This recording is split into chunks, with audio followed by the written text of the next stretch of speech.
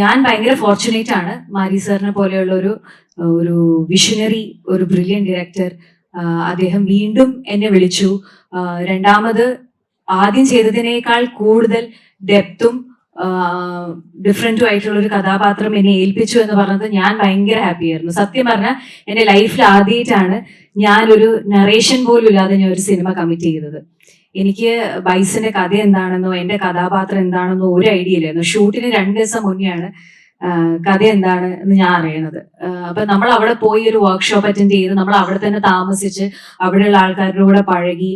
നമ്മളാരും മേക്കപ്പ് ഒന്നും ഇട്ടിട്ടില്ല. ഞാനാണെങ്കിലും ധ്രുവാണെങ്കിലും നമ്മളൊക്കെ അവിടെ പോയി നിന്ന് ആ പണിയൊക്കെ ചെയ്ത്, എന്നാലേ നമുക്ക് ഈ മേക്കപ്പ് ഇട്ട് പൊടിയടിച്ച് ക്യാമറയുടെ മുന്നിൽ വന്ന് അഭിനയിക്കുന്നതല്ല.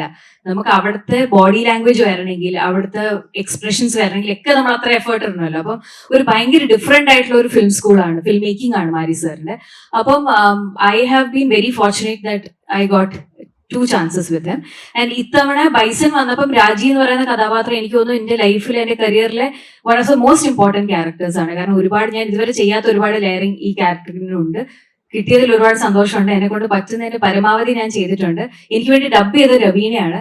I have to thank her also. കാരണം അഭിനയം എന്ന് പറയുമ്പോൾ it's equally your voice also. So thanks to Raveena also.